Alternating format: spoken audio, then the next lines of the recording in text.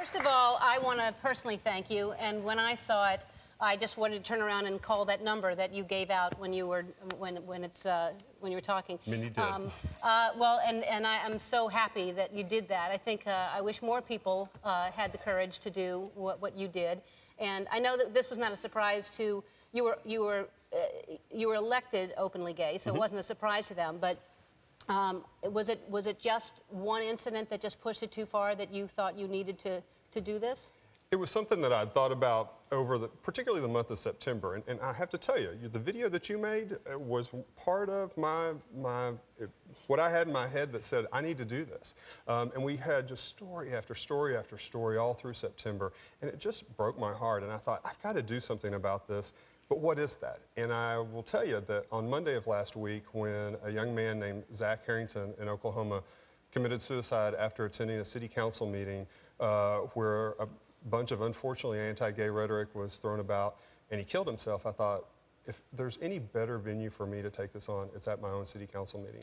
And so the next morning, I went home at lunch, cried a whole lot, wrote it all out, and it was never edited once, and I just read it word for word that night. It was so real and raw and moving, and more people, like I said, you know, because you're a great example. You're successful, you went through it, you got through it, and things do get better, and I think that is the message to send, is that look at your life now, look what you're doing and how successful you are. And I thought what was really amazing is you come from, what part of Texas were you born in? Just south of Fort Worth, Crowley. All right. So you have a dad that you self-described as a cowboy, right? Yep. And your mom is here in the audience, Yep. and you'd think that there are certain people that just will never accept it, and your family is an example of the love and support that needs to happen. And you've got to be so proud of your son. Yes, I am. I mean, what an amazing... Did you have any idea that... He said this was the first time you were hearing... It must have been really hard for you to hear that kind of emotion. It was hard. I think one of my first thoughts was we had failed him in some way. But he has a very forgiving heart, and he loves us and allows us to love him. That's beautiful. That's what... Don't make me cry again. Well, that's all you want from a parent. That's all you want, is for them to love you and get that love back. That's a... what would you say the best thing is that came out of this for you?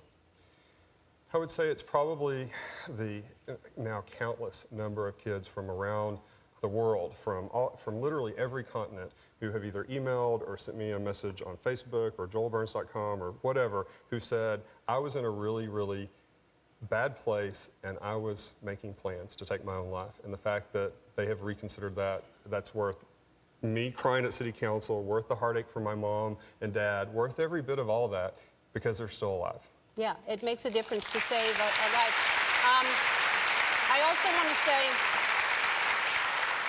I mean, you know, because for me, I did it because it's the right thing to do, and you want to be honest and open and not hold on to shame and feel like anything's wrong with you. But what it does, the byproduct of that is it does save lives. You know, and you talked about, you didn't really, you couldn't go into it because you were too emotional, but I assume what you were avoiding reading was that you tried to take your own life when you were young. Yes. And something happened to stop it. And so whatever it was that stopped it, thank God for that.